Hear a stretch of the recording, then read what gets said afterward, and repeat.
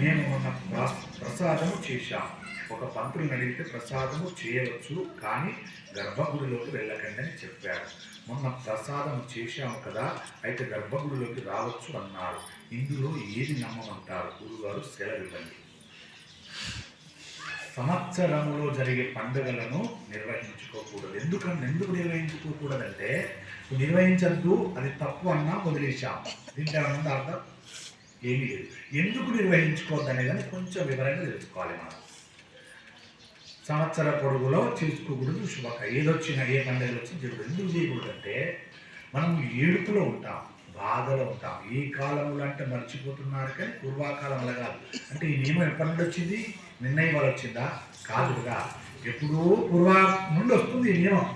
ఎందుకు వస్తుందంటే, అప్పుడు మన వాళ్ళు కాలం చేస్తే ఎప్పుడు బాధలో ఉండేవారు. అప్పుడు ఇన్ని ఆనందించేటువంటి పరికరాలు లేవు కదా, ఏది లేకపోతే వాళ్ళు అలా పనికి వెళ్ళినా పని చేసుకుంటూ కూడా గుర్తు చేసుకుని ఏడ్చేవారు. ఎందుకు? కలిసి పని చేసుకునేవారు. అప్పుడు ఇప్పుడు విడివిడిగా పని చేసుకుంటున్నారు. ఆ విడివిడిగా పని చేసుకొని కాలం చేసేదనుకోండి, విడివిడిగా ఒకరోజు ఏడుస్తున్నారు, తర్వాత వదిలేసుకుంటున్నారు. ఎందుకు? మిగతా ఎంటర్టైన్మెంట్ వస్తువులను పడిపోయి మర్చిపోతున్నారు వారి జ్ఞాపకాలను. పూర్వకాలం అలా కాదు, ఎప్పుడు గుర్తుకొచ్చేది. ఎందుకు? పోయిన సంవత్సరము, ఇప్పుడు సంక్రాంతి పోయారనుకోండి, మన సంక్రాంతి ఒకరు పోయారు, ఈ సంక్రాంతి చేసుకున్నాము, తెల్లవారి పోయారు. సంక్రాంతి తర్వాత వచ్చే పండుగ ఏమిటి? శివరాత్రి. ఈ శివరాత్రికి ఉండే, ఇప్పుడు లేదు, శివరాత్రి వచ్చింది.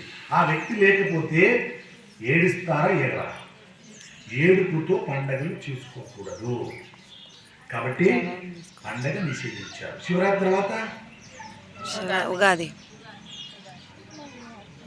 హోలీ వస్తుంది.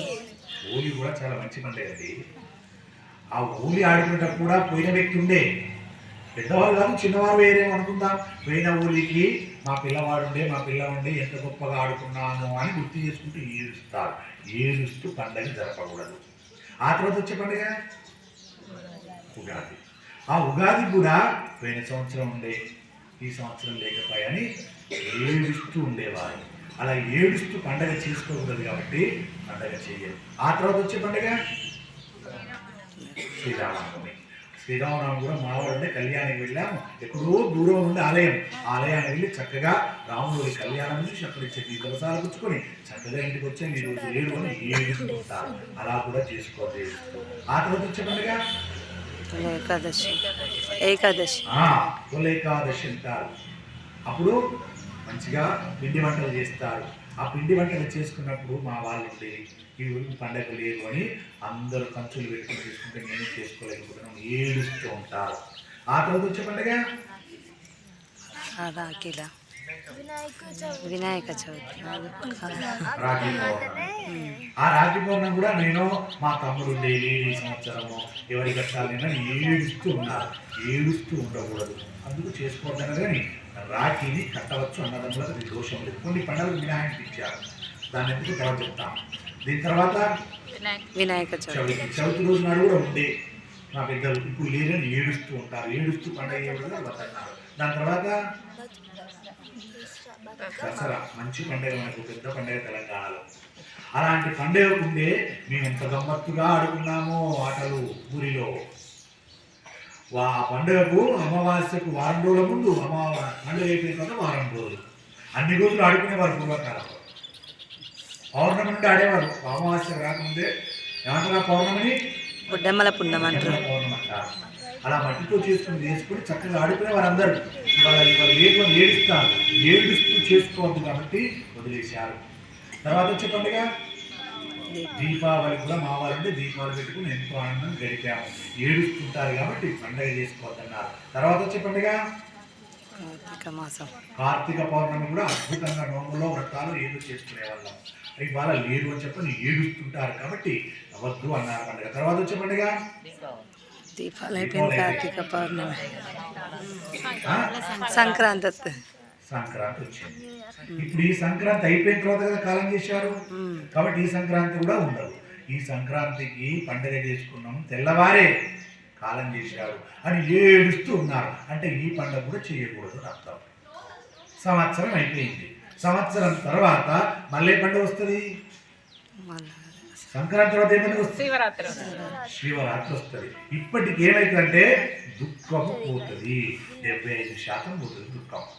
అంటే సంవత్సరం తర్వాత వచ్చే పండుగను నువ్వు సంతోషంగా గడుపుకోవచ్చు అని పెద్దలు ఏం చేశారంటే సంవత్సరంలో వచ్చే పండుగలప్పుడు మీరు చేసుకోవద్దు, నిషేధించండి, ఏడుపుతూ ఉంటారు కాబట్టి చేశారు. అర్థమైందా రౌండింగ్?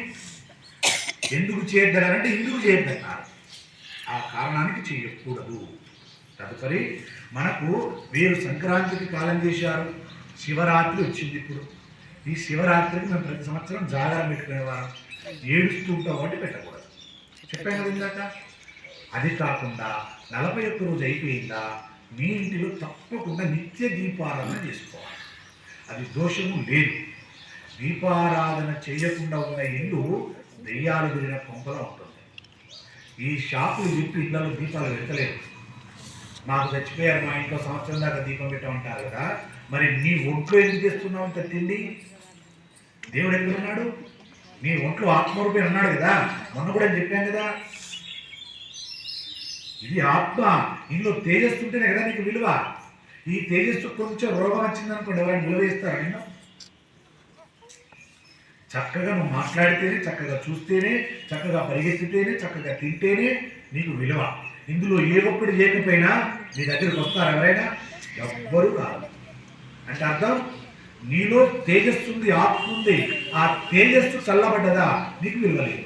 మరి అలాంటి తేజస్సు ఉన్నప్పుడు అది ఆత్మ అయినప్పుడు, ఆత్మ పరమాత్మే కదా, ఆ పరమాత్మ నీలోనే ఉన్నప్పుడు పక్కన శవాన్ని పెట్టుకుని ఎందుకు అన్నం తింటున్నావు? ఈ రోజు కాలం చేశారు రాత్రి, రేపు తెల్లవారింది, ముఖం గడిగావు, అక్కనే శవం ఉంది, మరి మహిళలో ఏం తినాలండి అని ఊరుకుంటున్నావా? తింటున్నావు కదా, అలా పక్కకు వెళ్ళి ఇలా ముఖం మీద 4 చెంబుల నీళ్లు పోసి చక్కగా తింటున్నావు కదా. పొద్దున 10 కాగానే టిఫిన్ తెచ్చుకొని తింటున్నావు, 12 కాగానే ఇంకా దాని సంస్కారాలు వచ్చేవాడు లేట్ అవుతుందట, అంతసేపు తినకుండా ఉంటావా అని తింటున్నావు కదా. అది మైల కాదా? అక్కడ దేవుడు లేడా? ప్రశ్నించండి దయచేసి. అంటే ఈ ఇంటిలో దీపాన్ని పెట్టుకోవడానికి అర్హత ఉందని శాస్త్రాలు చెప్పాయి. నిత్య దీపారాధన ఇలాంటి పండుగలు చేయకు. 2, మీరు అడిగినటువంటిది గర్భగుడిలోకి వెళ్ళవచ్చా అన్నారు. మీరు 11 రోజులు అయిపోయిన తర్వాత, దశదినకర్మ అయిపోయిన తర్వాత ఒక కార్యానికి వెళ్తారు. ఏంటా కార్యం?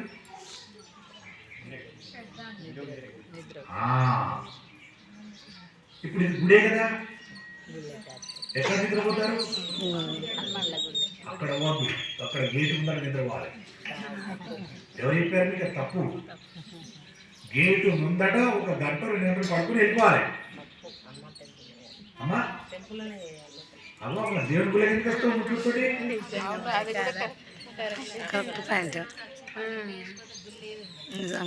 గుడిలోకి వచ్చావంటే నీకు అర్హత వచ్చిందని అర్థం. గుడిలోకి రావచ్చు, నువ్వు దర్శనం చేసుకోవచ్చు, వెళ్ళవచ్చు. ఇక గర్భగుడిలోకి వెళ్ళడమా? గర్భగుడిలోకి వెళ్ళడానికి అర్హత పంతులు గారు ఇస్తారు, ఆ గుడి పురోహితుడు చెప్తారు.